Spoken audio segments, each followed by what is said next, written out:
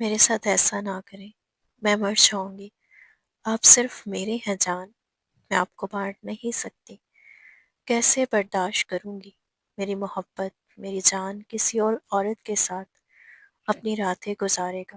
وہ کوئی عورت غیر نہیں ہوگی، میری بیوی ہوگی۔ میرے لیے وہ عورت ہی ہے۔ جان آپ انتظار کر لیں، اللہ مجھے اولاد سے نواز دے گا، لیکن اس طرح میں مر جاؤں گی۔ آپ کا لمس کسی اور عورت کا ہوگا، میری روح کانپ جاتی ہے یہ سوچ کر بھی۔ وہ دونوں ہاتھ اپنی جان کے چہرے پر رکھے، آنکھوں میں آنسو لیے اسے دوسری شادی کے لیے روک رہی تھی، لیکن وہ کہاں رکنے والا تھا۔ پٹھان کہاں لحاظ رکھتے ہیں، ان کے سامنے جتنی بھی خوبصورت عورت ہو، وہ دوسری عورت کو اپنی زندگی میں شامل کرنے میں دیر نہیں لگاتے، اور عورت کو برداشت کر کے اس کے ساتھ رہنا پڑتا ہے۔ وہ اپنی نئی نویلی دلہن لے کر کمرے میں داخل ہوا تو سامنے بیڈ پر اس کی پہلی بیوی بھی برہنہ لیٹی تھی۔ وہ اس کی طرف بڑھا اور اپنی جان سے پیاری بیوی کو کمرے میں ہلکی پیلی روشنیوں کا دیپ نرم سا اجالا بکھیر رہا تھا۔ کداور آئینے کے سامنے کھڑی وہ اپنے ہی حسن پر بے اختیار رشک کرنے کو آمادہ نظر آتی تھی۔ گلابی سنک کی ساڑی اس کی سفید شفاف رنگت پر یوں نکھر رہی تھی جیسے برف پوش پہاڑوں پر طلوع آفتاب کی پہلی کرن پڑتے ہی منظر چکمگا اٹھتا ہو۔ شہروز نے اپنے گھنے سیاہ بال ایک جانب سمیٹے اور کانوں میں لٹکتے بھاری جھمکوں کو ہلکی سے جنبش دی۔ وہ پٹھان تھی، حسن اسے محض ورثے میں نہیں ملا تھا، بلکہ یوں لگتا تھا جیسے قدرت نے فرصت کے لمحوں میں اسے تراش کر زمین پر اتارا ہو۔ میک اپ نہایت نفیس تھا جو اس کے تیکھے نقوش کو اور بھی نمایاں کر رہا تھا۔ وہ لپسٹک کو آخری ٹچ دے کر مڑنے ہی والی تھی کہ دروازہ کھل گیا۔ خان اندر داخل ہوا، ہلکے گلابی رنگ کا تھری پیس سوٹ، چوڑی چھاتی اور چہرے پر وہ مخصوص پٹھانوں والی وجاہت جس میں رعب اور نرمی کا ایک دلکش امتزاج تھا۔ اندر آتے ہی وہ ٹھٹک سکیا، قدم وہیں تھم گئے۔ اس کی نگاہیں سامنے کھڑی ملالہ پر جا ٹھہری۔ 5 برس بیت چکے تھے، مگر آج بھی اسے دیکھتے ہی شہروز کے دل کی دھڑکن بے ترتیب ہو جاتی تھی۔ ملالہ نے شیشے کے عکس میں اسے دیکھا اور ہولے سے مسکرا دی۔ وہ مسکراہٹ شہروز کے لیے کسی قیمتی تحفے سے کم نہ تھی۔ وہ مسحور سے قدم اٹھاتا ہوا اس کے قریب آیا۔ اس کی آنکھوں میں ستائش کے ہزاروں رنگ جھلملا رہے تھے۔ شہروز نے نرمی سے ہاتھ بڑھایا اور ملالہ کے شانے پر بکھری زلفوں کو سمیٹ کر پیچھے کر دیا۔ اس کے لمس نے ملالہ کی ریڑھ کی ہڈی میں ایک سنسناہٹ سی دوڑا دی تھی۔ اس نے انگلیوں کے پوروں سے ملالہ کی ٹھوڑی کو تھاما اور اس کی آنکھوں میں جھانکا۔ آج تو خان حویلی کا چاند یہی اتر آیا ہے؟ شہروز کی آواز بھاری اور سرگوشی سے ڈھلی ہوئی تھی۔ خدا کی قسم ملالہ، تم ہر گزرتے دن کے ساتھ اور بھی حسین ہوتی جا رہی ہو۔ ملالہ نے شرماتے ہوئے نظریں جھکا لی۔ اس کے گالوں پر لالی پھیل گئی۔ اور آپ کو دیکھ کر کون کہے گا کہ یہ وہی شہروز خان ہے جس کے نام سے گاؤں والے کانپتے ہیں؟ میرے سامنے تو آپ بالکل موم ہو جاتے۔ شہروز ایک دلاویز ہنسی ہنسا۔ اس نے اپنے مضبوط بازو ملالہ کے گرد حمائل کی اور اسے اپنے سینے سے لگا لیا۔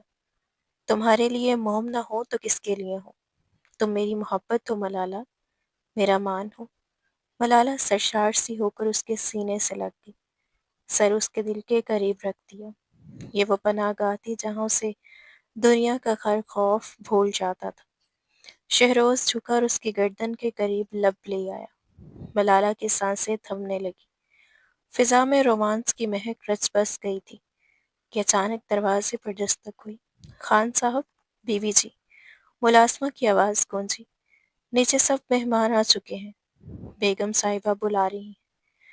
شہروز ناگواری سے پیچھے ہٹا، ماتھے پر بل ڈالتے ہوئے دروازے کی سمت دیکھا۔ یہ وقت بھی ان لوگوں کو ابھی چننا تھا۔ ملالہ ہنس پڑی۔ اس نے پیار سے اس کے کوٹ کا کالر درست کیا اور نرمی سے بولی، چلیے خان صاحب، آج ہماری شادی کی سالگرہ ہے، لوگ انتظار کر رہے ہیں، غسل تھوک دیجیے۔ شہروز نے ایک گہری سانس لی، پھر محبت بھری نظر اس پر ڈالی اور اس کا ہاتھ تھام لیا۔ چلو، مگر یاد رکھنا، یہ رات صرف میری اور تمہاری ہے۔ ملالہ شرما کر گردن جھکا گئی تھی۔ نیچے کا منظر واقعی دیدنی تھا۔ خاتون کی حویلی دلہن کے مانند سجی سنوری تھی۔ فانوس کی نرم روشنیوں میں پورا حال جگمگا رہا تھا۔ گاؤں اور شہر سے آئے ہوئے تمام معزز مہمان اپنی اپنی جگہ موجود تھے۔ جیسے ہی شہروز اور ملالہ سیڑھیوں پر نمودار ہوئے، سب کی نگاہیں بے اختیار ان پر جا ٹہریں۔ وہ سچ مچ چاند اور سورج کی جوڑی معلوم ہو رہے تھے۔ حاکم خان، شہروز کے والد، اپنی بڑی مونچھوں کو تاؤ دیتے ہوئے فخر سے اپنے بیٹے کو دیکھ رہے تھے۔ روایتی پشاوری چپل اور کلف لگی شلوار قمیص میں ملبوس وہ اپنے رعبدار وجود کے ساتھ وقار سے کھڑے تھے۔ ملالہ نے روایت کے مطابق ساڑی کا پلو سر پر لے لیا، جو اس کی حیا اور حسن میں مزید اضافہ کر رہا تھا۔ شہروز کی ماں پلوشہ بیگم تیزی سے آگے بڑھیں۔ انہوں نے دونوں کے سروں پر پیار سے ہاتھ پھیرا، بلائیں لی اور فوراً ملازموں کو اشارہ کیا کہ صدقہ اتارا جائے۔ میری اولاد کو کسی کی نظر نہ لگے۔ پلوشہ بیگم کی آنکھیں نم ہو چکی تھی۔ پھر کیک کاٹنے کا مرحلہ آیا۔ تالیاں گونج اٹھی، مبارکباد اور دعاؤں کا شور ہر طرف پھیل گیا۔ شہروز نے پہلا ٹکڑا ملالہ کو کھلایا اور ملالہ نے مسکراتے ہوئے شہروز کو۔ سب کچھ بے حد خوبصورت تھا، بالکل کسی حسین خواب کی مانند، مگر اس سب کے باوجود کہیں نہ کہیں ایک کمی سی محسوس ہو رہی تھی۔ سب کچھ ہوتے ہوئے بھی ادھورے پن کا احساس ہر جگہ نمایاں تھا۔ کھانے کا وقت شروع ہوا تو مرد ایک جانب اور خواتین دوسرے جانب بیٹھ گئیں۔ یہی وہ لمحہ تھا جس سے ملالہ دل ہی دل میں خوف کھاتی تھی۔ خاندان اور گاؤں کی دوسری عورتوں نے اسے گھیر لیا۔ ابتدا میں تو ساڑی اور زیورات کی تعریفوں کا سلسلہ چلتا رہا، مگر آہستہ آہستہ گفتگو کا رخ اس دکھتی رخ کی طرف مڑ گیا جو برسوں سے ملالہ کے لیے ناسور بنی ہوئی تھی۔ ایک دور کی چچی نے پلیٹ میں چاول ڈالتے ہوئے طنزیہ انداز میں سوال اچھالا، ارے ملالہ، 5 سال ہو گئے شادی کو، ابھی تک گود ہری نہیں ہوئی؟ ملالہ کا نوالا اس کے حلق میں اٹک گیا۔ اس نے بڑی مشکل سے خود کو سنبھالا اور ہلکی سی مسکراہٹ کے ساتھ بولی، اللہ کی مرضی ہے چچی جان۔ ارے کیسی مرضی؟ دوسری عورت فوراً بول پڑی، تم نے وہ شہر والی لیڈی ڈاکٹر کو دکھایا؟ میری بہو وہیں گئی تھی، ماشاءاللہ اب 2 بیٹے ہیں، کہیں تم میں ہی کوئی نقص تو نہیں؟ ملالہ کا دل چاہا کہ زمین شک ہو جائے اور وہ اس میں سما جائے۔ اس کا چہرہ یکدم پھک پڑ گیا۔ تبھی ایک نوجوان لڑکی، تو شاید کسی مہمان کے ساتھ آئی تھی، سرگوشی میں بولی، مگر آواز اتنی اونچی تھی کہ ملالہ تک صاف پہنچ گئی، ارے چھوڑو، کب تک ڈاکٹروں کے چکر لگائے گی؟ خانوں کے ہاں تو رواج ہے، وارث نہ ہو تو دوسری شادی کر لیتے ہیں، شہروز خان کب تک صبر کرے گا؟ سنا ہے حاکم خان خود بیٹے کے لیے دوسری لڑکی دیکھ رہے ہیں۔ ہاں بھئی، جوان مرد ہے، اولاد تو چاہیے، نسل کیسے چلے گی؟ ایک اور تائیدی آواز گونجی۔ یہ جملے ملالہ کے لیے نئے نہ تھے، مگر ان کی تکلیف ہر بار پہلے جیسی ہی ہوتی تھی۔ یہی وہ کمی تھی جس نے اس کی زندگی کو کبھی مکمل خوش ہونے نہیں دیا تھا۔ پگھلے ہوئے سیسے کی مانند وہ جملے آج بھی ملالہ کے کانوں میں اترتے چلے گئے۔ اس کی آنکھوں میں آنسو تیرنے لگے، سانس جیسے اس کے سینے میں اٹک سی گئی ہو۔ اسے یوں محسوس ہوا جیسے وہ سانس بھی نہیں لے پا رہی تھی۔ وہ بمشکل ایکسکیوز میں کہتی ہوئی تیزی سے وہاں سے اٹھی اور اوپر کی منزل کی جانب بھاگ گئی۔ اب وہ مزید وہاں بیٹھ کر تانے سننے کی ہمت نہیں رکھتی تھی۔ عورتوں نے اسے جاتے دیکھا، پھر بے پرواہی سے دوبارہ اپنی باتوں میں مشغول ہوگی۔ انہیں اندازہ تک نہ تھا کہ وہ ایک ہنستے بستے دل کو کس طرح کرچے کرچے کر چکی تھی۔ شہروز اس وقت مہمانوں سے گفتگو میں مصروف تھا کہ اس کی نظر ملالہ پر پڑی، جو تیزی سے اوپر کی طرف جا رہی تھی۔ اس کی چال میں گھبراہٹ تھی اور چہرے پر ہوائیاں اڑی ہوئی تھی۔ شہروز کا ماتھا چونکا، اس نے فوراً عذر پیش کیا اور تیزی سے اس کے پیچھے لپک گیا۔ جب وہ کمرے میں داخل ہوا تو ملالہ بیڈ کے کنارے بیٹھی ہچکیوں سے رو رہی تھی۔ اس کا حسین میک اپ آنسو میں بہہ چکا تھا۔ یہ منظر دیکھ کر شہروز کا دل کٹ کر رہ گیا تھا۔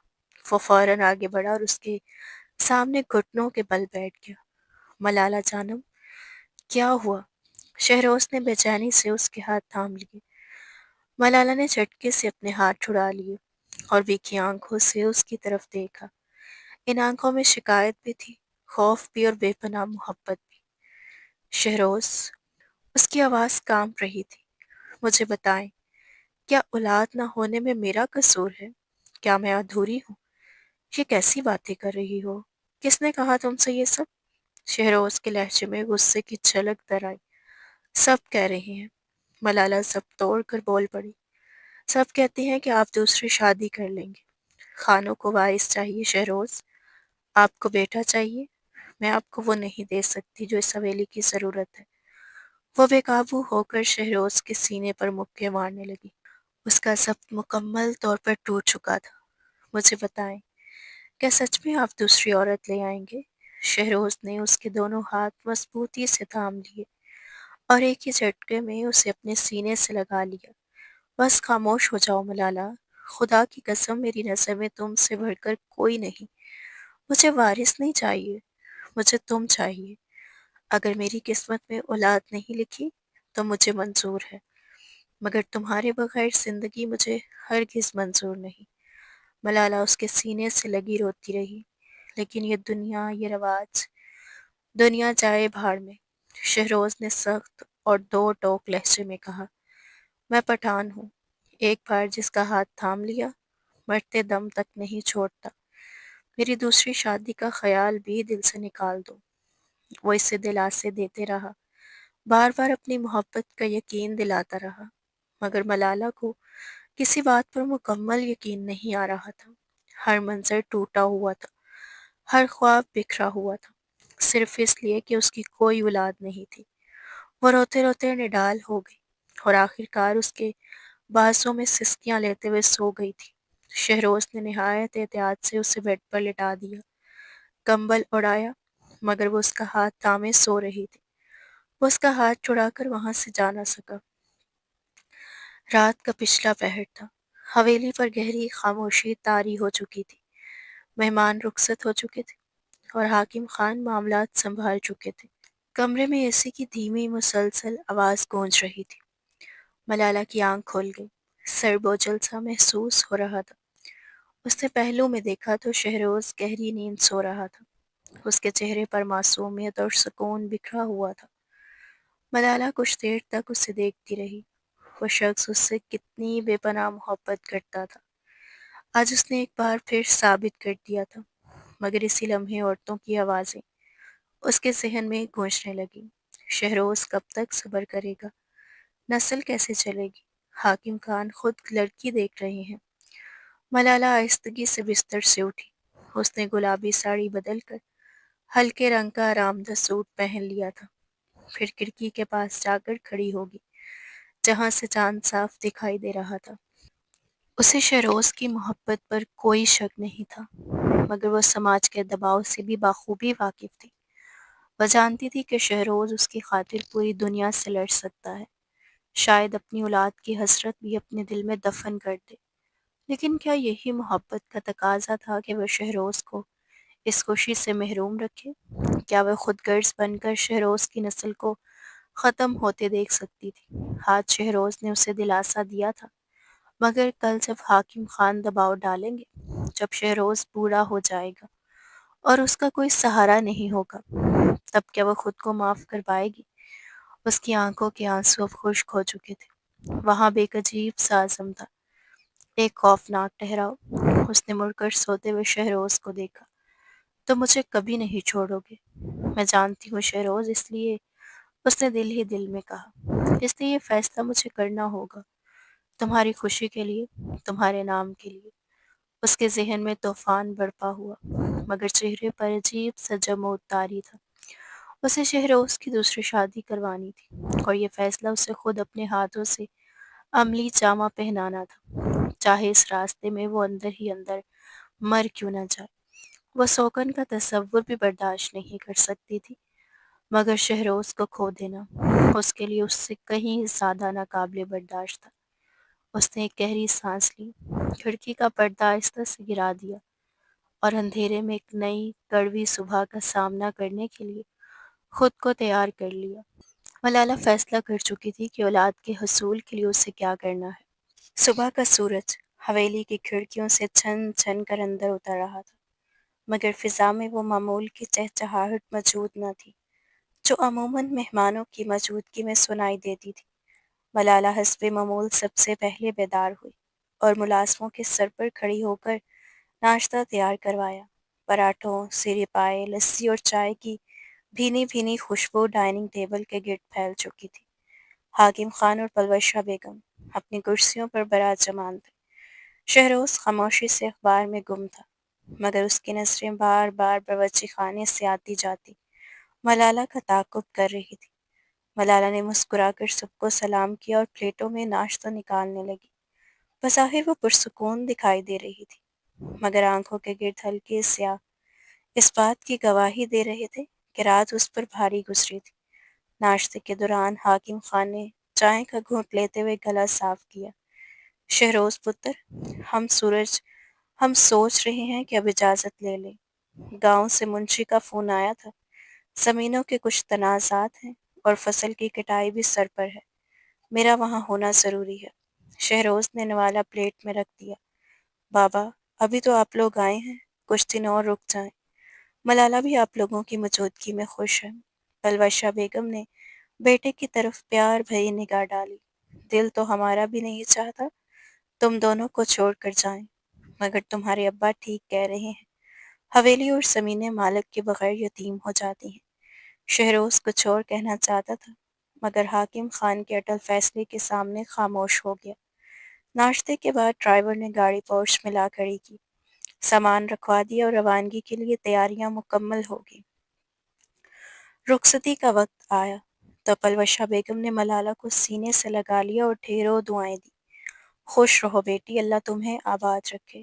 حاکم خان نے شہروز کے کاندھے پر ہاتھ رکھا، ان کے چہرے پر گہری سنجیدگی تھی۔ شہروز، میری بات پر غور کرنا، زندگی یوں انتظار میں نہیں گزاری جاتی۔ حویلی کو چراغ چاہیے اور مجھے پوتا۔ دوسری شادی کے بارے میں سنجیدگی سے سوچو۔ شہروز کا چہرہ سخت ہو گیا۔ وہ کچھ کہنے ہی والا تھا کہ اچانک ملالہ کی آواز گونجی، بابا ٹھیک کہہ رہے ہیں شہروز۔ سب چونک کر اس کی طرف مڑے۔ ملالہ وہیں کھڑی تھی، چہرہ سپاٹ مگر آنکھوں میں ایک عجیب سی چمک تھی۔ اس نے حاکم خان کی طرف دیکھ کر مضبوط لہجے میں کہا، بابا آپ فکر نہ کریں، میں شہروز کو راضی کر لوں گی۔ انہیں واقعی اب دوسری شادی کر لینی چاہیے، ہمیں وارث چاہیے۔ شہروز نے بے یقینی سے ملالہ کو دیکھا، جیسے اسے اپنے کانوں پر یقین ہی نہ آ رہا ہو۔ ادھر حاکم خان کا چہرہ کھل اٹھا، وہ خوشی سے آگے بڑھے اور ملالہ کے سر پر ہاتھ رکھ دیا۔ جیتی رہو بیٹی، یہ ہوئی نا خانوں کی بہوؤں والی بات، تم نے میرا دل خوش کر دیا۔ گاڑی دھول اڑاتی ہوئی روانہ ہو گئی، مگر پیچھے شہروز کو ایک ایسے طوفان کے بیچ چھوڑ گئی جس کی لہروں کا اندازہ اسے ابھی بھی نہیں تھا۔ گاڑی گیٹ سے باہر نکلی ہی تھی کہ شہروز یکا یک مڑا، ملالہ کا ہاتھ مضبوطی سے تھاما اور تقریباً گھسیٹتا وہ اسے اوپر کمرے میں لے گیا۔ دروازہ زور سے بند ہوا اور کمرے میں ایک بوجھل خاموشی چھا گئی۔ تم ہوش میں تو ہو ملالہ؟ شہروز کا لہجہ بلند تھا، آواز میں ضبط ٹوٹنے کے آثار نمایاں تھے۔ یہ کیا تماشا ہے نیچے؟ تم بابا کو کیا امید دلا کر آئی ہو؟ ملالہ نے جھٹکے سے اپنی کلائی چھڑائی اور خاموشی سے مسہری کی طرف جا کر بیٹھ گئی۔ وہ نظریں چڑا رہی تھی۔ میں نے وہی کہا جو سچ ہے، ہمیں بچہ چاہیے شہروز، بچہ چاہیے، مگر دوسری بیوی نہیں۔ شہروز تیزی سے اس کے قریب آیا، اس کی آنکھوں میں غصہ اور دکھ ایک ساتھ تیر رہے تھے۔ تم جانتی ہو میں تم پر کسی کو ترجیح نہیں دے سکتا، تم کیسے اپنے شوہر کو کسی اور عورت کے ساتھ بانٹنے کا سوچ سکتی ہو؟ کس نے کہا کہ میں بانٹنا چاہتی ہوں؟ ملالہ نے اچانک سر اٹھایا، اس کی آنکھوں میں آنسو تیر رہے تھے، مگر لہجہ غیر معمولی طور پر عملی اور بے جذبہ تھا۔ یہ شادی نہیں ہوگی شہروز، یہ صرف ایک سمجھوتا ہوگا۔ شہروز ساکت رہ گیا۔ کیا مطلب؟ ملالہ اٹھ کر اس کے سامنے آ کھڑی ہوئی۔ دیکھیں دیکھیں شہروز، لوگ باتیں بناتے ہیں، بابا وارث چاہتے ہیں، ہمارے پاس بس ایک ہی راستہ بچا ہے۔ ہم ایک ایسی لڑکی ڈھونڈیں گے جو غریب ہو، مجبور ہو، ہم اسے منہ مانگے پیسے دیں گے، آپ اس سے نکاح کریں گے مگر صرف اس لیے کہ وہ اس خاندان کو وارث دے سکے۔ شہروز نے نفی میں سر ہلایا۔ یہ دیوانگی ہے، یہ گناہ ہے، میں کسی کے جذبات کے ساتھ نہیں کھیل سکتا۔ یہ گناہ نہیں، ضرورت ہے۔ ملالہ نے آگے بڑھ کر اس کے ہاتھ تھام لیے۔ وہ لڑکی صرف تب تک آپ کی بیوی رہے گی جب تک بچہ پیدا نہیں ہو جاتا۔ جیسے ہی بچہ دنیا میں آئے گا ہم اسے طلاق دے کر فارغ کر دیں گے۔ بچہ ہمارا ہوگا، میرا اور آپ کا۔ اس لڑکی کا اس گھر میں کوئی مقام نہیں ہوگا سوائے ایک مشین کے۔ شہروز اسے خاموشی سے دیکھتا رہا۔ اور اگر وہ لڑکی انکار کر دے، اگر کل کو وہ بچہ دینے سے مکر جائے؟ وہ نہیں مکرے گی۔ ملالہ کی آواز بھر آ گئی تھی۔ ہم ایسی لڑکی ہی چنیں گے جو پیسوں کی محتاج ہو۔ شہروز، خدا کے لیے مان جائیں، مجھ سے اب لوگوں کے طعنے برداشت نہیں ہوتے۔ میں آپ کی نسل کو ختم ہوتے نہیں دیکھ سکتی۔ یہ صرف ایک ایکٹنگ ہوگا، محبت نہیں۔ محبت تو صرف آپ کی اور میری ہے۔ شہروز نے ملالہ کے چہرے پر پھیلی بے بسی دیکھی۔ وہ بخوبی جانتا تھا کہ وہ کس قرب سے گزر رہی ہے۔ اس کے پاس اس کے آنسوؤں کو رد کرنے کی طاقت نہیں تھی۔ شکست خوردہ انداز میں اس نے سر جھکا لیا۔ ٹھیک ہے، اس نے دبی ہوئی آواز میں کہا، اگر تمہاری خوشی اسی میں ہے تو ٹھیک ہے، مگر یاد رکھنا ملالہ، یہ فیصلہ تمہارا ہے۔ کل کو اگر اس فیصلے نے ہمیں برباد کر دیا تو مجھ سے شکوہ مت کرنا۔ ملالہ نے سکھ کا سانس لیا اور اس کے سینے سے لگ گئی۔ کچھ نہیں ہوگا، میں سب سنبھال لوں گی۔ اگلے کئی دن ملالہ مختلف جگہوں کی خاک چھانتی رہی۔ وہ میرج بیورو بھی گئی، کچھ غریب بستیوں کے چکر بھی لگائے، مگر اسے کوئی ایسی لڑکی نہ ملی جس پر وہ بھروسہ کر سکتی۔ کوئی حد سے زیادہ تیز ترار تھی تو کسی کے خاندان والے حد سے زیادہ لالچی محسوس ہوتے تھے۔ وہ ایسی لڑکی کی تلاش میں تھی جو منہ بند رکھے اور کام ختم ہوتے ہی خاموشی سے غائب ہو جائے۔ تھک ہار کر ایک دن وہ اپنی بچپن کی دوست روشنی کے گھر جا پہنچی۔ روشنی ڈرائنگ روم میں بیٹھی رسالہ پڑھ رہی تھی۔ ملالہ کو دیکھتے ہی اس کا چہرہ کھل اٹھا۔ ارے ملالہ، تم اس وقت سب خیریت تو ہے؟ اس نے اسے فوراً صوفے پر بٹھایا۔ ملالہ کا چہرہ مرجھایا ہوا تھا۔ اس نے پانی کا گلاس اٹھا کر پیا اور پھر جیسے سب ٹوٹ گیا۔ وہ پھٹ پڑی۔ اس نے روشنی کو سب کچھ بتا دیا، حاکم خان کا دباؤ، لوگوں کے طعنے اور اپنا بنایا ہوا وہ پلان جس نے اسے اندر سے کھوکھلا کر دیا تھا۔ روشنی سب سن کر دنگ رہ گئی۔ ملالہ، یہ بہت رسکی ہے، تم آگ سے کھیلنے جا رہی ہو۔ میرے پاس کوئی چارہ نہیں ہے روشنی۔ ملالہ نے سر جھکا لیا۔ میں شہروز کو کھونا نہیں چاہتی، مگر میں اسے بے اولاد میں نہیں دیکھ سکتی۔ مجھے بس ایک ایسی لڑکی چاہیے جو خاموشی سے میرا کام کرے۔ اسی لمحے ڈرائنگ روم کا دروازہ کھلا اور ایک ادھیر عمر ملازمہ چائے کی ٹرے اٹھائے اندر داخل ہوئی۔ اس کے چہرے پر جھریاں تھیں اور آنکھوں میں غربت کی خاموش داستان۔ یہ نجمہ تھی جو پچھلے 10 برس سے روشنی کے گھر کام کر رہی تھی۔ چائے رکھتے ہوئے وہ ملالہ کی باتیں سن چکی تھی۔ وہ جانے کے لیے مڑی مگر اچانک رک گئی۔ چند لمحے تذبذب میں کھڑی رہی، پھر ہچکچاتے ہوئے پلٹی۔ بی بی جی، گستاخی معاف ہو، میں نے آپ کی باتیں سن لی ہیں۔ ملالہ اور روشنی دونوں چونکی۔ نجمہ نے دوپٹے کے پلو سے اپنے ہاتھ صاف کیے۔ اگر آپ برا نہ مانے تو میری ایک بیٹی ہے، نام ہے اس کا، بہت نیک اور سیدھی سادی بچی ہے۔ ہمارے حالات تو آپ خود دیکھ ہی رہی ہیں، شوہر بیمار ہے، علاج کے لیے پیسے نہیں ہیں، سمل جوان ہے، مگر جہیز نہ ہونے کی وجہ سے گھر بیٹھی ہے۔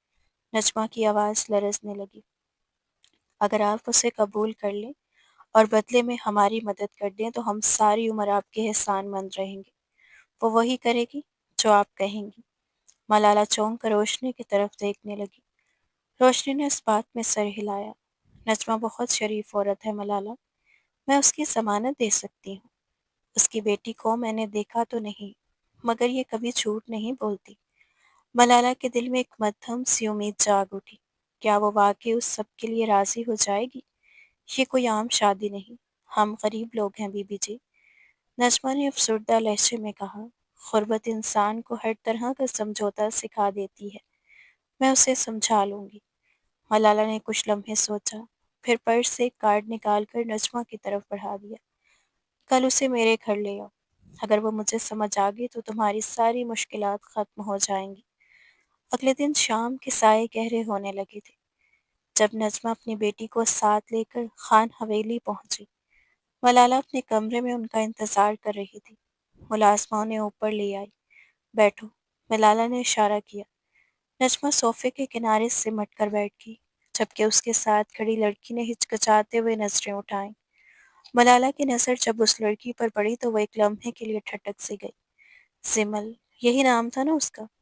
20 برس کی وہ لڑکی کسی اپسرا سے کم نہ تھی۔ سادہ سے سوتی کے پرانے سوٹ میں بھی اس کا حسن دمک رہا تھا۔ بڑی بڑی ہرنیں جیسی آنکھیں، شفاف رنگت اور چہرے پر گہری معصومیت۔ اس نے کوئی میک اپ نہیں کیا تھا، مگر اس کے خد و خال اتنے تیکھے تھے کہ کسی بناوٹ کی کوئی ضرورت ہی نہ رہی تھی۔ ملالہ کے دل میں ایک انجانا سا خوف سر اٹھانے لگا۔ یہ تو بہت حسین ہے، اس نے دل ہی دل میں سوچا۔ ایک لمحے کے لیے اسے یوں محسوس ہوا جیسے وہ کوئی بہت بڑی غلطی کرنے جا رہی ہو۔ اتنی خوبصورت لڑکی کو شہروز کی نکاح میں دینا خطرے سے خالی نہ تھا، مگر پھر اسے شہروز کی وہ باتیں یاد آ گئیں جو اس نے رات کو کہی تھی۔ محبت صرف تم سے ہے ملالہ۔ اسے اپنے شوہر کی وفا پر کامل یقین تھا۔ تمہارا نام سمل ہے؟ ملالہ نے روبدار لہجے میں پوچھا۔ لڑکی نے دھیرے سے سر ہلایا۔ G B B G. اس کی آواز میں ہلکی سی کھنک تھی۔ تمہاری ماں نے تمہیں بتایا ہے کہ تمہیں یہاں کیوں لایا گیا ہے؟ ملالہ نے سوال میں کوئی گھماؤ نہیں رکھا۔ سمل نے ایک نظر اپنی ماں کی طرف ڈالی، پھر نظریں جھکا لی۔ جی ماں نے بتایا ہے، ہمیں پیسوں کی ضرورت ہے اور آپ کو بچے کی۔ جواب اتنا سادہ اور سچا تھا کہ ملالہ کی رہی صحیح جھجک بھی ختم ہوگی۔ اس لڑکی میں چالاکی نام کی کوئی رمق نہ تھی، وہ بس حالات کی ماری ایک کٹ پتلی تھی جسے ملالہ اپنی مرضی سے نچا سکتی تھی۔ دیکھو زمل، ملالہ اپنی جگہ سے اٹھی اور اس کے قریب آ گئی۔ تمہارا نکاح میرے شوہر سے ہوگا، مگر یہ بات ذہن نشین کر لو کہ تم اس گھر کی مالکن نہیں بنو گی۔ تمہارا کام صرف وارث پیدا کرنا ہے۔ جس دن بچہ ہو جائے گا تمہیں تمہارا حق مہر اور اضافی رقم دے کر فارغ کر دیا جائے گا۔ تمہیں اس پر کوئی اعتراض تو نہیں؟ سمل کی آنکھوں میں نمی تیر گئی، شاید اپنی بے بسی پر، مگر اس نے خود کو سنبھالتے ہوئے مضبوط لہجے میں کہا، مجھے کوئی اعتراض نہیں بی بی جی، مجھے بس اپنے بابا کا علاج کروانا ہے۔ ملالہ نے اطمینان کی ایک لمبی سانس لی۔ خامی صرف ایک تھی، وہ ضرورت سے زیادہ خوبصورت تھی، مگر اس کی غربت اور مجبوری اس حسن پر حاوی تھی۔ ٹھیک ہے، ملالہ نے فیصلہ کن انداز میں کہا، میں تمہیں منتخب کرتی ہوں، تیاری کرو، بہت جلد تم شہروز خان کے نکاح میں ہوگی۔ نجمہ نے شکرانے کے انداز میں ہاتھ جوڑ لیے، جبکہ سمل نے خوشی سے سر جھکا لیا۔ اسے اندازہ نہیں تھا کہ وہ جس آگ میں قدم رکھنے جا رہی ہے وہ نہ صرف اسے جلائے گی بلکہ اس حویلی کے سکون کو بھی راکھ کر دے گی۔ رات کا سکوت گہرا ہو چکا تھا۔ کمرے میں ملالہ شہروز کے پہلو میں بیٹھی تھی، مگر دونوں کے درمیان ایک عجیب سی خلیج حائل تھی۔ شہروز نے سر دیوار سے ٹکا رکھا تھا اور آنکھیں موندے ہوئے تھا، جیسے کسی گہری سوچ میں ڈوبا ہو۔ شہروز، ملالہ نے آہستگی سے اس کا ہاتھ تھاما، میں نے لڑکی ڈھونڈ لی ہے۔ شہروز نے آنکھیں کھولی اور چونک کر اسے دیکھا۔ اس کی نگاہوں میں ناگواری کی ایک پرچھائی لہرا گئی تھی۔ ملالہ، میں نے کہا تھا نا مجھے کچھ وقت دو، میں اب بھی سمجھتا ہوں کہ ہم جلد بازی کر رہے ہیں۔ کسی انجان لڑکی کو زندگی میں شامل کرنا، چاہے وہ صرف نام کا رشتہ ہی کیوں نہ ہو، آسان نہیں ہوتا۔ وہ انجان نہیں رہے گی شہروز، ملالہ نے جلدی سے کہا۔ اس کا نام سمل ہے، انتہائی شریف اور مجبوری کی ماری لڑکی ہے۔ میں نے خود اچھی طرح تسلی کر لی ہے، وہ ہماری ہر شرط ماننے کو تیار ہے۔ اسے پیسوں کی ضرورت ہے اور ہمیں بچے کی ایک بالکل سادہ سا سودا ہے۔ شہروز اچانک اٹھ کھڑا ہوا اور بے چینی سے کمرے میں ٹہلنے لگا۔ سودا؟ زندگیوں کا سودا ملالہ؟ میرا ضمیر مجھے ملامت کر رہا ہے۔ کل کو اگر اس لڑکی نے کوئی مسئلہ کھڑا کر دیا تو یا اگر میرے دل میں، وہ کہتے کہتے ہی ایک دم رک گیا۔ ملالہ فوراً اپنی جگہ سے اٹھی اور اس کے سامنے جا کر اس کا راستہ روک لیا۔ آپ کے دل میں کیا؟ اس نے کرب زدہ لہجے میں پوچھا۔ کیا آپ کو اپنی محبت پر بھروسہ نہیں یا مجھ پر اعتبار نہیں؟ مجھے تم پر خود سے بھی زیادہ اعتبار، شہروز نے تلخی سے کہا، لیکن حالات پر نہیں۔ ایک بار پھر سوچ لو۔ ملالہ نے شہروز کا چہرہ اپنے ہاتھوں میں تھام لیا اور سیدھا اس کی آنکھوں میں جھانکا۔ اس کی نگاہوں میں ایک عجیب سی دیوانگی تیر رہی تھی۔ میں سوچ چکی ہوں شہروز، اگر آپ نے یہ قدم نہ اٹھایا تو شاید میں خود کو کبھی معاف نہ کر پاؤں گی۔ آپ کو میری قسم شہروز، میری محبت کا واسطہ، انکار مت کیجیے گا۔ ہماری خوشیوں کی خاطر بس یہ کام کر لیجیے۔ ملالہ کی آنکھوں میں تیرتی نمی اور اس کی دی ہوئی قسم دیکھ کر شہروز بے بس ہو گیا۔ وہ انکار کی طاقت کھو چکا تھا۔ اس نے ایک لمبی تھکی ہوئی سانس خارج کی اور ملالہ کے ہاتھ اپنے ہاتھوں میں لے لیے۔ ٹھیک ہے، اس نے شکست خوردہ لہجے میں کہا، اگر تم نے مجھے اپنی قسم دے ہی دی ہے تو میں ہار مانتا ہوں۔ جو تم چاہو گی وہی ہوگا، لیکن یاد رکھنا اس سارے کھیل کی ڈور تمہارے ہاتھ میں ہے، اسے کبھی مت الجھنے دینا۔ ملالہ کے چہرے پر فتح مند مسکراہٹ پھیل گئی۔ اس نے شہروز کے سینے پر سر رکھ دیا اور اسے یوں محسوس ہوا جیسے اس نے ایک بڑی جنگ جیت لی ہو۔ اگلے دن شام کے وقت سمل کو حویلی بلایا گیا۔ یہ شہروز اور سمل کی پہلی باضابطہ ملاقات تھی۔ ڈرائنگ روم میں حبس زدہ سی خاموشی تھی۔ شہروز صوفے پر بیٹھا تھا، چہرہ سنجیدہ اور سخت۔ سامنے والے صوفے پر سمل سمٹی ہوئی بیٹھی تھی، اس کی نظریں قالین کے پیچیدہ نقش و نگار پر جمی ہوئی تھی۔ ملالہ نے گلا صاف کیا، شہروز یہ سمل ہے۔ شہروز نے سرسری سی نظر اٹھا کر سامنے بیٹھی لڑکی کو دیکھا۔ اس نے سمل کے چہرے پر نگاہ ٹھہرانے کی زحمت بھی نہیں کی، بس ایک لمحے کی جھلک دیکھی اور فوراً نظریں ہٹا لیں۔ اس کے رویے میں کھلی بیزاری جھلک رہی تھی۔ سمل، شہروز کی آواز پاردار اور رعبدار تھی۔ ملالہ نے تمہیں سب کچھ سمجھا دیا ہوگا۔ سمل نے دھیرے سے سر ہلایا۔ اس کے ہونٹ ہلکے سے کپ کپائے۔ جی خان صاحب، دیکھو، شہروز نے سخت لہجے میں کہا، یہ نکاح ایک محض ضرورت کے تحت ہو رہا ہے۔ تمہیں اس حویلی میں وہ مقام کبھی نہیں ملے گا جو ملالہ کا ہے۔ تمہارا کام صرف واعظ دینا ہے، اس کے علاوہ تمہاری مجھ سے یا اس گھر سے کوئی توقع نہیں ہونی چاہیے۔ کیا تم ان شرائط پر راضی ہو؟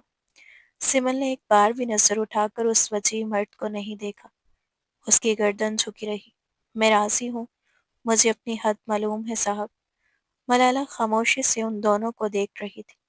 شہروز کی بے رخی اور سمل کی لا تعلقی نے اس کے دل کو ایک عجیب سا سکون بخش دیا تھا۔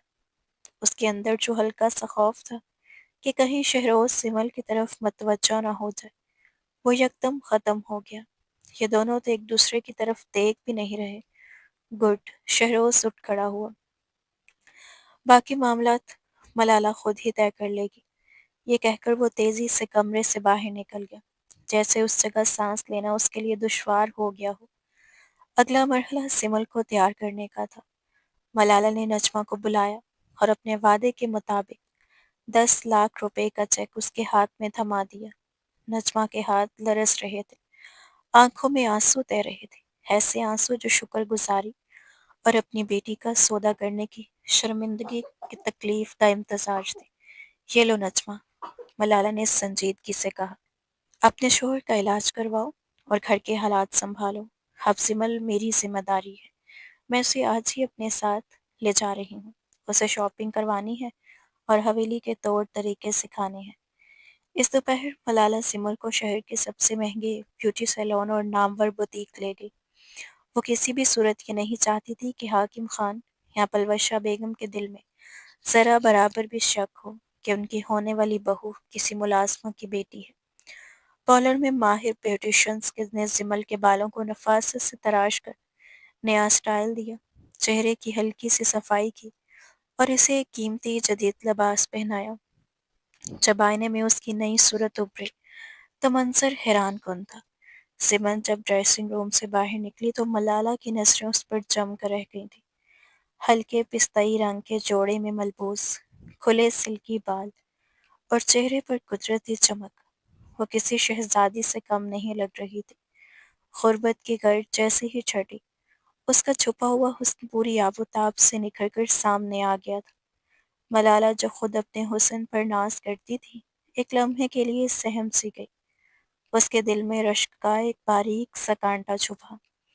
یہ تو بہت زیادہ حسین ہے، اس نے دل ہی دل میں سوچا۔ اگر شہروز نے اسے اس روپ میں دیکھ لیا تو؟ ایک وسوسہ سانپ کی طرح اس کے دل میں رینگ گیا، مگر فوراً ہی اسے ڈرائنگ روم میں شہروز کی وہ سرد مہری یاد آ گئی تھی۔ اس نے جھٹک کر خیال جھاڑ دیا، نہیں، شہروز صرف میرا ہے، یہ حسن اسے لبھا نہیں سکتا، یہ لڑکی تو محض ایک کٹ پتلی ہے۔ ملالہ نے زبردستی مسکراہٹ سجائے سمل کے کندھے پر ہاتھ رکھا۔ بہت پیاری لگ رہی ہو سمل، اب تو تم واقعی کسی رئیس گھرانے کی بیٹی دکھائی دیتی ہو۔ سمل نے آئینے میں اپنا عکس دیکھا تو اسے اپنا وجود اجنبی سا لگا۔ یہ لباس، یہ نکھار، یہ چمک، سب کچھ ادھار کا تھا۔ اس کی آنکھوں میں بسی ویرانی کو کوئی میک اپ چھپا نہ سکا۔ حویلی واپس پہنچتے ہی ملالہ نے فوراً گاؤں میں حاکم خان کو فون ملایا۔ اس کی آواز جوش اور خوشی سے بھری ہوئی تھی۔ بابا، خوشخبری ہے، مجھے لڑکی مل گئی ہے۔ میری ایک پرانی دوست کراچی میں رہتی ہے، بیچاری یتیم ہے، اس کا کوئی آگے پیچھے نہیں، بہت خاندانی اور بے حد خوبصورت ہے۔ میں نے اسے شہروز کے لیے راضی کر لیا ہے۔ تو اسے جانب حاکم خان کی خوشی دیدنی تھی۔ ارے واہ بیٹی، تم نے تو کمال کر دیا، نیک خاندان ہے، بس یہی کافی ہے۔ یتیم ہے تو کیا ہوا، ہم اسے سر آنکھوں پر بٹھائیں گے، تم فوراً اسے لے کر گاؤں آ جاؤ۔ نکاح یہیں بڑی حویلی میں دھوم دھام سے ہوگا۔ منصوبہ کامیابی سے ہمکنار ہو چکا تھا۔ روانگی وقت آیا تو زمل کا دل جیسے پھٹنے لگا۔ وہ پچھلے دروازے سے اپنی ماں سے ملنے گئی۔ نجمہ دہلیز پر بیٹھی رو رہی تھی۔ سمل دوڑ کر اس کے گلے لگ گئی۔ ماں، مجھے مت بھیجو۔ سمل سسک اٹھی۔ مجھے بہت ڈر لگ رہا ہے۔ نجمہ نے بیٹی کا ماتھا چوما اور اس کے آنسو پہنچے۔ ہمت کر میری بچی، یہ قربانی رائے گاہ نہیں جائے گی، تیرے بابا کی زندگی بچ جائے گی، بس چند مہینوں کی بات ہے، پھر تو واپس آ جائے گی، اللہ تیرے نصیب اچھے کرے۔ اس لمحے ملالہ نے ہارن بجایا۔ سمل نے آخری بار اپنے ٹوٹے پھوٹے گھر کو دیکھا اور بھاری قدموں کے ساتھ گاڑی کی جانب بڑھ گئی۔ گاڑی میں شہروز فرنٹ سیٹ پر ڈرائیور کے ساتھ بیٹھا تھا، جبکہ ملالہ اور سمل پچھلی سیٹ پر تھے۔ سفر کے دوران شہروز نے ایک بار بھی مڑ کر پیچھے نہیں دیکھا۔ وہ کھڑکی کے شیشے سے باہر بھاگتے درختوں کو گھورتا رہا۔ سمل خاموشی سے کھڑکی سے سر ٹکائے آنسو بہاتی رہی۔ فضا میں ایک عجیب سا تناؤ معلق تھا، جیسے کسی طوفان سے پہلے خاموشی۔ کئی گھنٹوں کی طویل سفر کے بعد گاڑی گاؤں کی حدود میں داخل ہوئی۔ حویلی کے بلند و بالا گیٹ پر ڈھول کی تھاپ گونج رہی تھی۔ حاکم خان نے بیٹے کی دوسری شادی کی خبر پورے گاؤں میں عام کر دی تھی۔ ملازم ہاتھوں میں پھولوں کی پتیاں لیے استقبال کے لیے قطار بنائے کھڑے تھے۔ گاڑی رکی، شہروز سب سے پہلے اترا، اس کے بعد ملالہ اور آخر میں زمل۔ جیسے ہی زمل گاڑی سے باہر نکلی، حویلی کے صحن میں موجود عورتوں کی نظریں اس پر جم کر رہتی تھیں۔ اس کے معصوم اور دلکش حسن نے سب کو مبہوت کر دیا تھا۔ سبحان اللہ، یہ تو بالکل حور ہے۔ ایک عورت سرگوشی میں ابھری۔ پلوشہ بیگم آگے بڑھی اور محبت سے زمل کو گلے لگایا۔ خوش آمدید بیٹی، ہاتھ سے تم اس گھر کی عزت ہو۔ سمل کا دل زور زور سے دھڑکنے لگا۔ اسے جھوٹ بولنا تھا۔ ملالہ نے آنکھوں ہی آنکھوں میں اشارہ دیا، جیسے از پر کیا ہوا اسکرپٹ یاد دلا رہی ہو۔ السلام علیکم آنٹی۔ سمل نے ادب سے پلوشہ بیگم کو سلام کیا۔ جیتی رہو۔ حاکم خان آگے بڑھے اور شفقت سے اس کے سر پر ہاتھ رکھا۔ ملالہ نے بتایا ہے کہ تمہارے والدین نہیں ہیں، آج سے میں تمہارا باپ ہوں اور یہ حویلی تمہارا گھر۔ سمل کی آنکھوں میں آنسو بھر آئے۔ یہ اداکاری نہیں تھی، بلکہ یتیمی کا وہ احساس تھا تو اس اجنبی ماحول میں آ کر اور بھی شدید ہو گیا تھا۔ اس نے لرزتی ہوئی آواز میں کہا، شکریہ بابا، میں اکیلی تھی، ملالہ آپی نے مجھے سہارا دیا۔ اس نے اپنا کردار بخوبی نبھایا، سب مطمئن دکھائی دے رہے تھے۔ شہروز ایک طرف کھڑا یہ سب دیکھ رہا تھا۔ اس کے چہرے پر تھکن اور بیزاری صاف جھلک رہی تھی۔ سمل کی شہروز سے یہ دوسری ملاقات، یا یوں کہا جائے آمنا سامنا تھی، مگر اس بار بھی شہروز نے اسے کوئی خاص اہمیت نہ دی۔ وہ محض رسمی طور پر بس سب سے ملا اور خاموشی سے اپنے کمرے کی طرف بڑھ گیا۔ حویلی میں شادی کی تیاریاں عروج پر تھیں۔ ہر سمت گہما گہمی اور شور تھا۔ ملالہ اندر ہی اندر بے حد خوش تھی کہ سب کچھ اس کے منصوبے کے عین مطابق ہو رہا ہے۔ سمل کو مہمان خانے کا سب سے اچھا کمرہ الاٹ کر دیا گیا تھا۔ اس رات جب سمل اپنے کمرے میں اکیلی ہوئی تو اسے حویلی کی اونچی دیواریں اور بند دروازے کانٹے کو دوڑنے لگے۔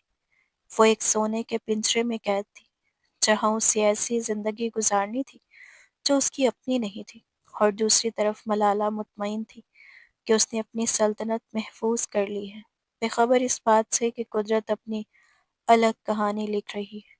حویلی میں شادی کی تیاریاں اپنی انتہا کو چھو رہی تھیں۔ گاؤں کی عورتیں اور مرد حاکم خان کے روب اور پلوشہ بیگم کے والہانہ استقبال کے باعث بے حد پرجوش تھے۔ نکاح کا دن تھا اور فضا میں شہنائیوں کی خوشگوار گونج تھی۔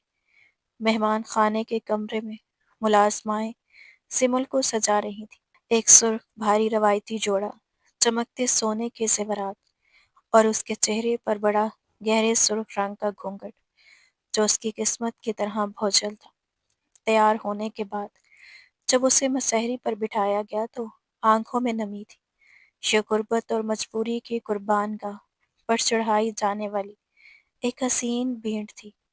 جب سمل کو حال میں لایا گیا تو ہر طرز نظر اس پر جم گئی تھی۔ حویلی کی خوبصورت ترین خواتین بھی اس معصوم اور فطری حسن کے سامنے ماند پڑ گئی تھی۔ سبحان اللہ! بالکل چاند کا ٹکڑا ہے، اتنی گوری رنگت کہ خون نظر آئے۔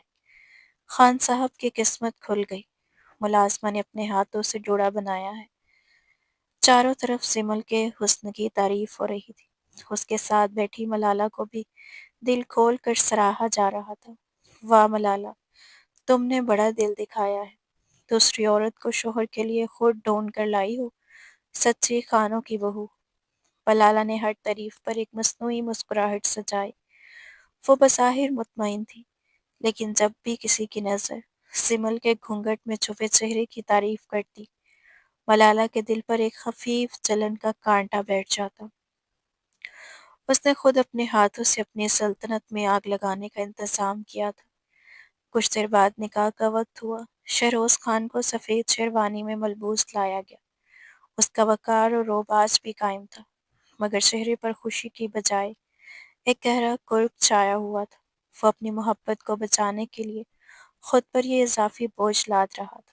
مولوی صاحب نے نکاح کے خطبے کے بعد سمل سے پوچھا۔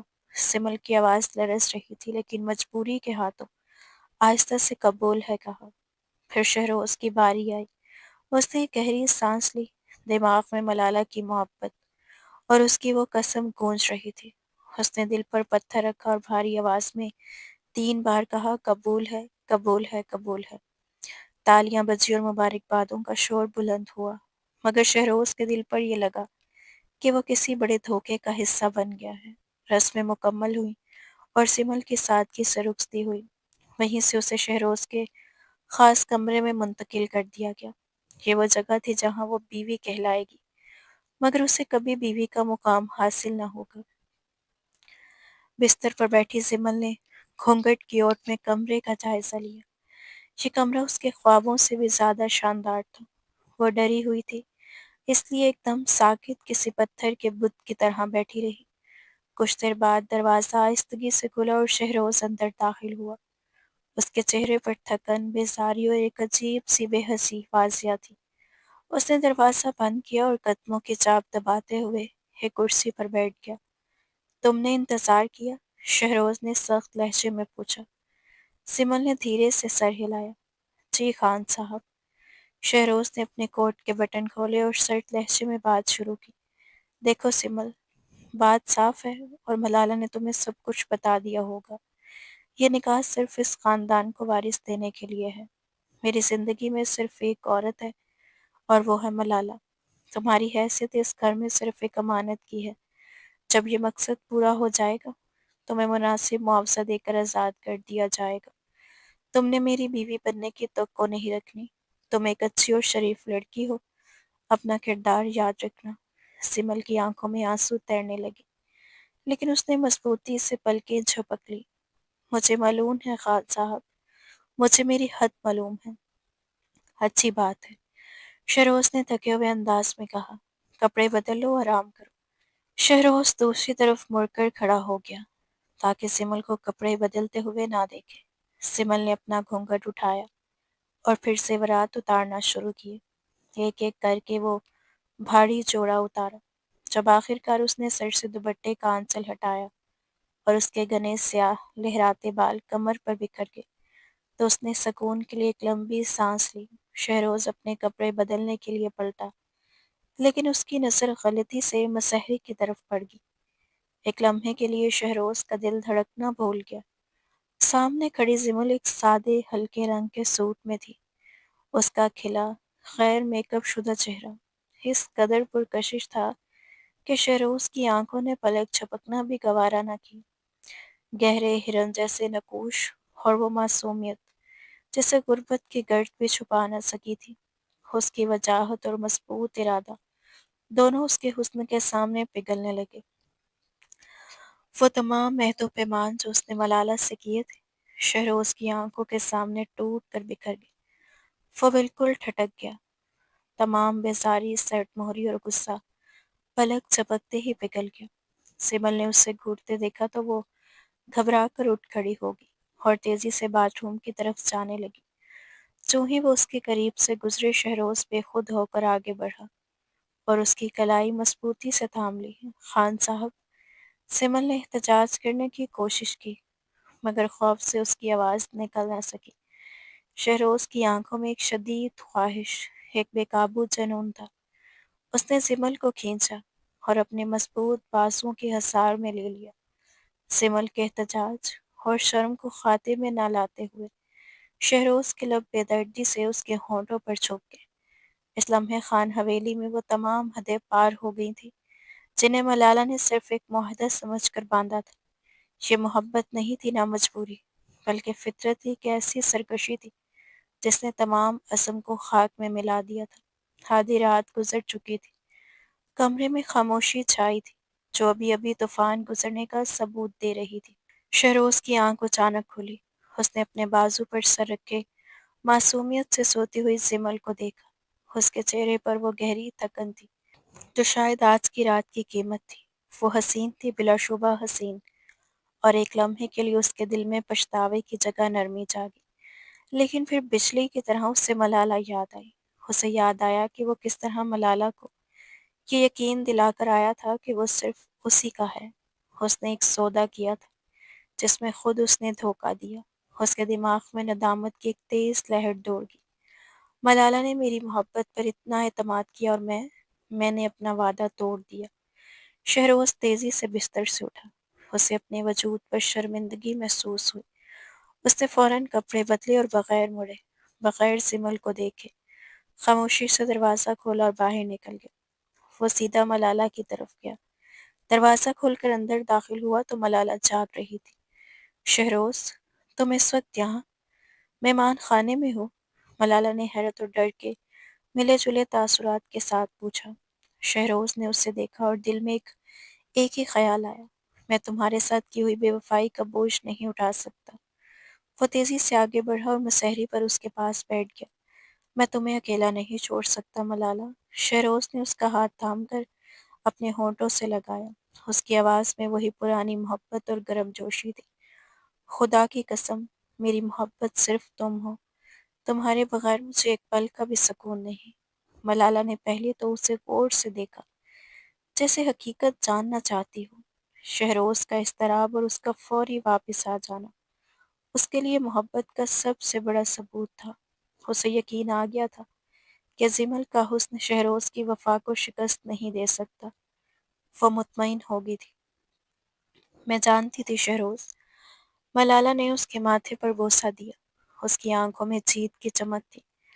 آپ صرف میرے ہیں۔ شہروز نے بھی سکھ کا سانس لیا اور دوبارہ ملالہ کے پہلو میں لیٹ گیا۔ اب وہ زمل کو محض ایک اجنبی سمجھ کر اس کے ساتھ سرد و رسمی رویہ اختیار کرے گا تاکہ ملالہ کا اعتماد برقرار رہے۔ ملالہ مطمئن تھی کہ اس نے اپنی جگہ اور اپنے شوہر کی محبت بچا لی ہے، بے خبر اس بات سے کہ جو طوفان اس نے زمل کے کمرے میں چھوڑا ہے وہ صرف باعث پیدا کر کے خاموش نہیں ہونے والا۔ زمل بھی اسی روز اس سے حویلی میں ایک بے آواز وجود بن کر رہنے لگی، مگر اب وہ صرف جسمانی طور پر نہیں بلکہ جذباتی طور پر بھی شہروز سے جڑ چکی تھی، اور اس کا دل بھی اب خاموش رہنے پر تیار نہیں تھا۔ شادی کے چند دنوں کے بعد ہی حویلی کا ماحول ایک عجیب کھنچاؤ کا شکار تھا۔ شہروز اور زمل کے درمیان سرد خاموشی چھائی ہوئی تھی، جبکہ ملالہ ہر وقت اپنی پوزیشن مستحکم کرنے کی کوشش میں لگی رہتی۔ ایک رات ملالہ نے شہروز کے سامنے ایک نیا مطالبہ رکھ دیا: شہروز، آپ کو زمل کو لے کر کچھ دنوں کے لیے مری جانا چاہیے۔ شہروز جو کتاب پڑھ رہا تھا چونک کر اسے دیکھنے لگا۔ یہ تم کیا کہہ رہی ہو ملالہ؟ تم جانتی ہو ہمارے درمیان کوئی تعلق نہیں ہے سوائے ایک ضرورت کے، میں اسے لے کر کیوں جاؤں؟ کیونکہ ڈاکٹر نے کہا ہے کہ آب و ہوا کی تبدیلی ذہنی دباؤ کم کرتی ہے، اور یہ امید سے ہونے کے لیے ضروری ہے، ملالہ نے دلیل پیش کی۔ حالانکہ اس کے دل میں مقصد کچھ اور تھا۔ وہ دنیا کو دکھانا چاہتی تھی کہ خاندان اپنی بہو کا کتنا خیال رکھتا ہے۔ صرف ایک ہفتے کی بات ہے شہروز، میری خاطر۔ شہروز نے کتاب بند کر کے میز پر پٹک دی۔ اس کا دل نہیں مان رہا تھا، لیکن ملالہ کی ضد کے آگے اس نے ہمیشہ کی طرح ہتھیار ڈال دیے۔ ٹھیک ہے، لیکن صرف ایک ہفتہ۔ مری کی فضا میں خنکی تھی، اور صنوبر کے درختوں سے چھن کر آنے والی ہوا روح کو تازگی بخش رہی تھی۔ وہ مال روڈ کے ہنگامے سے دور بھور پن کی طرف ایک پرسکون ریسٹ ہاؤس میں ٹھہرے ہوئے تھے۔ سفر کے دوران اور یہاں پہنچنے کے بعد بھی شہروز کا رویہ اجنبی رہا، مگر زمل کی شخصیت کی پرتیں آہستہ آہستہ کھل رہی تھیں۔ شہروز نے نوٹ کیا کہ زمل دکھاوے سے کوسوں دور تھی۔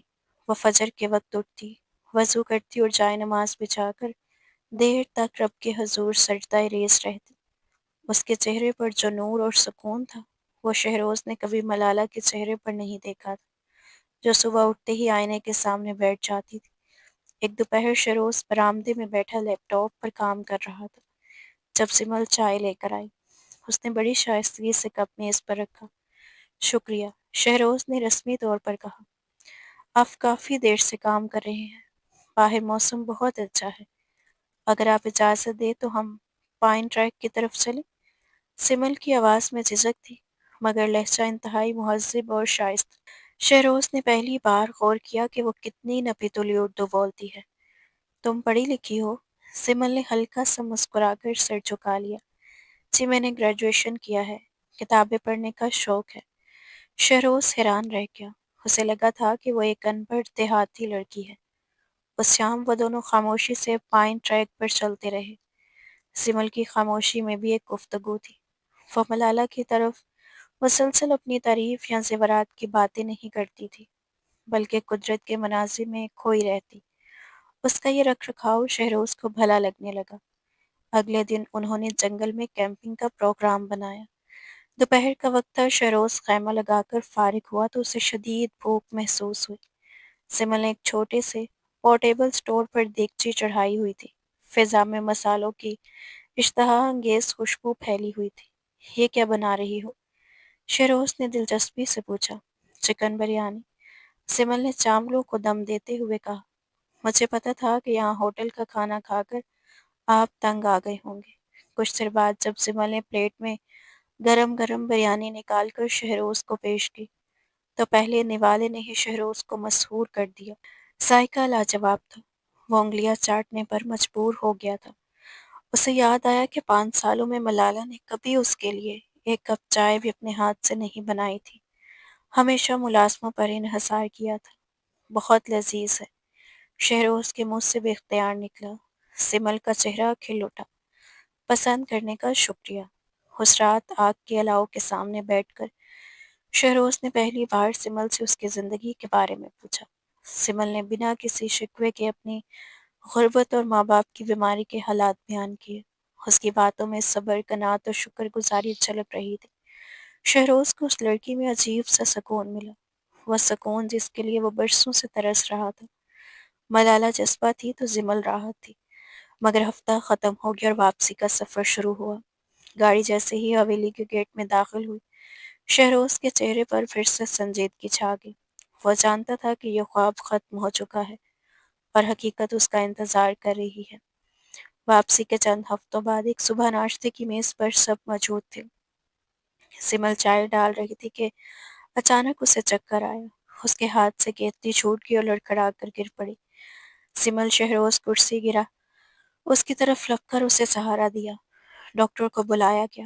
معائنے کے بعد لیٹی ڈاکٹر مسکراتے ہوئے باہر آئی۔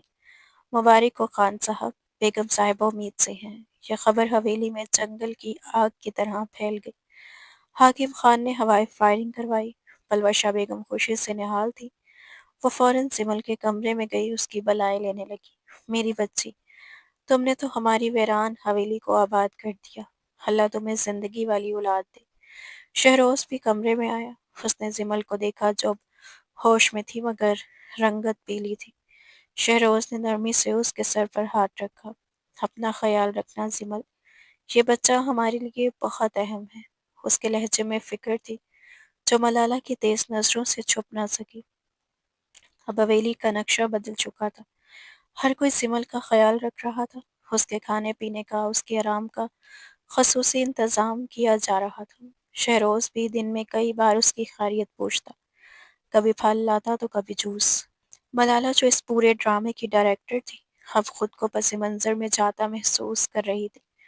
وہ دیکھ رہی تھی کہ جس شہروز کی توجہ کا مرکز صرف وہ تھی، اب اس کی نظریں سمل کو ڈھونڈتی تھی۔ حسد کا ناگ جیسے اس نے خود پالا تھا، اب اسے ڈسنے لگا تھا۔ ایک رات ملالہ نے شہروز کو کمرے میں روک لیا۔ شہروز، آپ بھول رہی ہیں کہ زمل صرف ایک ضرورت ہے۔ اس کی آواز میں کاٹ تھی۔ آپ اس کے ساتھ اتنا گھلنا ملنا مجھے پسند نہیں۔ شہروز چڑ گیا۔ ملالہ، وہ میرے بچے کی ماں بننے والی ہے۔ اس کا خیال رکھنا میرا فرض ہے۔ فرض ہے یا محبت؟ ملالہ کی آنکھوں میں آنسو آ گئے۔ مجھے ڈر لگ رہا ہے شہروز، آپ نے وعدہ کیا تھا کہ بچے کے بعد آپ اسے چھوڑ دیں گے۔ کیا آپ اپنے وعدے پر قائم ہیں؟ شہروز نے ملالہ کی حالت دیکھی تو ان کا دل پسیج گیا۔ وہ اس بحث کو طویل نہیں دینا چاہتا تھا۔ اس نے جان چھڑوانے کے لیے ملالہ کے کندھے تھامے۔ ہاں ملالہ، میں نے اپنے وعدے پر قائم ہوں۔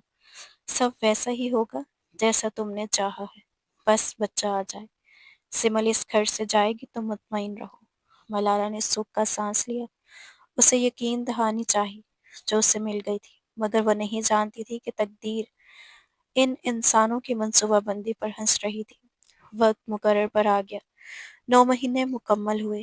سمل کو درد ذا محسوس ہوا تو اسے شہر کے سب سے بڑے پرائیویٹ ہسپتال میں لے جایا گیا۔ سمل لیبر روم میں تھی۔ تکلیف کی شدت سے اس کی چیخیں نکل رہی تھیں، مگر اس کے دل میں جسمانی درد سے بڑا ایک اور خوف تھا۔ وہ ان 9 مہینوں میں شہروز سے بے پناہ محبت کرنے لگی تھی۔ شہروز کی چھوٹی چھوٹی باتیں، اس کا خیال رکھنا اس کے دل میں گھر کر گیا تھا، اور اب اس سے اس کی محبت کی نشانی چھین لی جانے والی تھی۔